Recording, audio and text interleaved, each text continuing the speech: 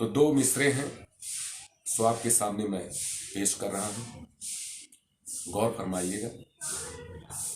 गांव आखिर गांव है, ये समझ कर रहा हूं, हर तरफ फैला है कीचड़, दलदलों में धंस रहा हूं।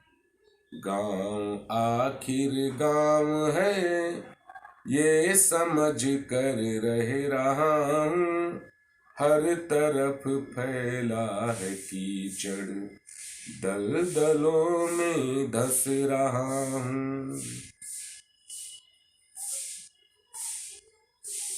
मगर फिर मन एक बारगी ये भी कहता है कि चलो हम बहुत दूर चले जाएंगे, अब गांव में वो प्यार नहीं है, या अब गांव में लोग एक दूसरे से नफरत करने लगे हैं, तो अब हम कहाँ जाएं। एक बारगी अगर मन ये कहता है तो उसके लिए भी मैंने एक मिसरे लिखे हैं। उम्मीद है कि अब आप इसमें जरूर समझ जाएंगे। झांकता हूं कुछ पलों तक, इन कड़ों से दूर तक, लगता है पत्थर में भी है गांव अब सुदूर तक।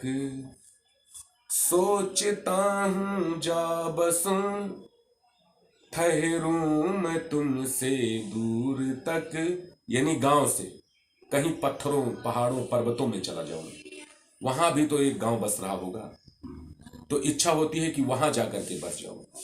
सोचता हूं जा बसूं, ठहरूं मैं तुमसे दूर तक, किंतु वो नरमी क्या मिल पाएगी, यानी जो गांव में मिल रही है, किंतु वो नरमी वो क्या मिल पाएगी।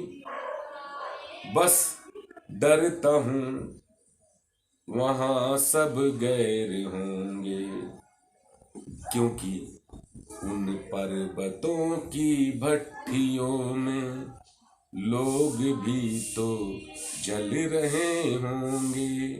यानी महसूस करने की बात है, यदि अगर हमारे गांव की लोक संस्कृति खराब है और मैं सुदूर बसना चाहता हूं, तो उन पर्वतों और पठारों में जो गांव बसे हैं, कल्पना कीजिए वहां की तपिश और गर्मी की भट्टियां जो है उसमें लोक संस्कृतियां जल रही हैं, तो कहने का मतलब है कहीं कोई महफूज नहीं है। अब इसका एक ही इलाज है कि वो मिसरे गढ़े जाए, वो छंद गढ़े जाए, जिससे हमारे आपके लोक संस्कृति की रक्षा, हमारे आपके जीवन का जो एक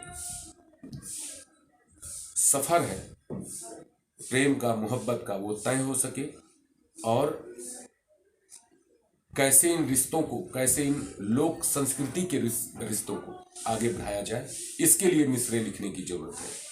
दोस्तों, आज सिर्फ 2 मिसरों में, अगले वीडियो में इसके लंबे सफर के विषय में बताएंगे कि गांव आखिर गांव है, ये समझ कर रह रहा हूं, हर तरफ फैला है कीचड़, दलदलों में धंस रहा हूं। गांव आखिर गांव है, ये समझ कर रह रहा हूं। धन्यवाद।